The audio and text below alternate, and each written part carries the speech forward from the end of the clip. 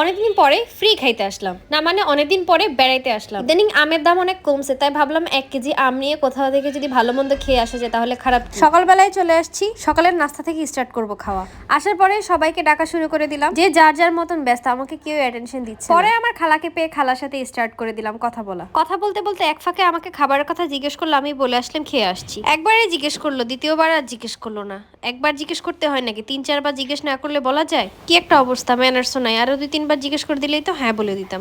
এরপর হঠাৎ করেই দেখলাম একজন চা বিস্কিট নিয়ে আসতেছে, আর আমি ঢং করতে লাগলাম যে আমি কোনো কিছু দেখিই নাই, শুধু চা বিস্কিট দিয়ে নাস্তা করলো। আচ্ছা ঠিক আছে, আপাতত আমার আমের দামটা উঠতে পারলেই হয়েছে। দেন অনেকক্ষণ একা একা বসে থাকার পর যখন দেখলাম কেউ পাত্তা দিচ্ছে না, তখন পিচিদেরকে ডেকে নিয়ে এসে ওদের রেজাল্টের কথা জিজ্ঞেস করলাম। এমনিতেই 2-3 জন আমাকে খুব ভালো মতন ভেঙ্গানি ট্যাঙ্গানি দিয়ে তারপর এখান থেকে চলে গেল। এরপরে আন্টিকে বলতে লাগলাম কিরকম একটা মোটা বউ বিয়ে করে নিয়ে আসছেন, এরকম মোটা বউ আসলে আমাদের এলাকার মধ্যে আর নাই। উনিও আমাকে হাড্ডি বলে 2-3টা খোঁচা মেরে কথা বলে দিল। যাই হোক, রাগ করে লাভ নেই, আমি আগে খেয়ে নিই। নতুন বোর হাতের পোলাও কোরমা ভালো করেই খাইলাম। খাওয়াটাও শেষে ভালো হয় নাই বলে বাসার জন্য 3 প্যাকেট করে নিয়ে তারপরে চলে যেতেছি বাসার দিকে। দেখা হবে অন্য কোনো ভিডিওতে। আল্লাহ হাফেজ।